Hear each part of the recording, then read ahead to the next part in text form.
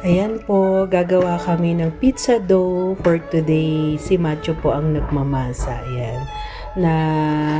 Nag-rest na po yung ating dough for 2 hours. Ayan.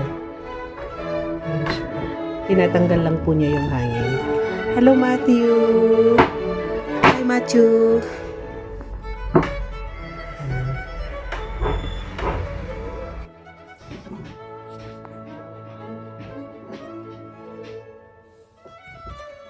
Ayan.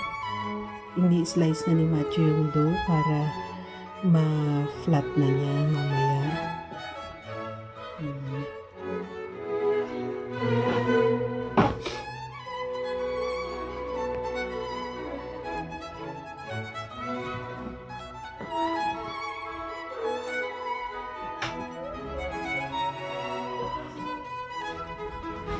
Ibilog na po, pinuportion na ni Matthew yung mga dough na ginawa, ay na-slice niya kanina.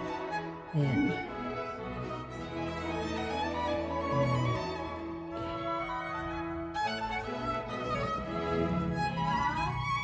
Ito na yung mga na-portion ni Matthew na dough. Ngayon, mag-rolling pin na siya.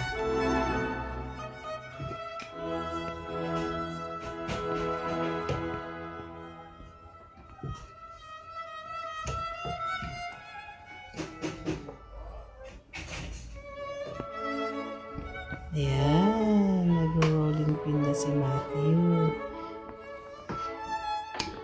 Gagawa po kami ng pizza dough and pita bread.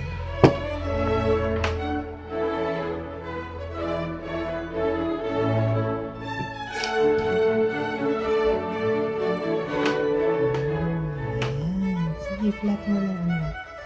Gawin mo ng circle. First time po ni Matthew gumawa ng dough. Ayan, kaya ayan, nangangapa ng konti pero willing to learn naman siya. Ayan, ito na po yung dough kanina na flat na namin. Gagawa ako ng pita bread at pizza. Ayan po siya. Marami po yung nagawa niya.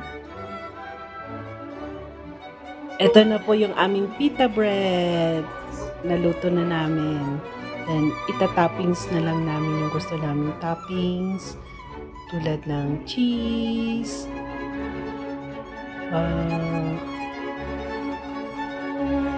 pineapple bits, tidbits, mga ganun.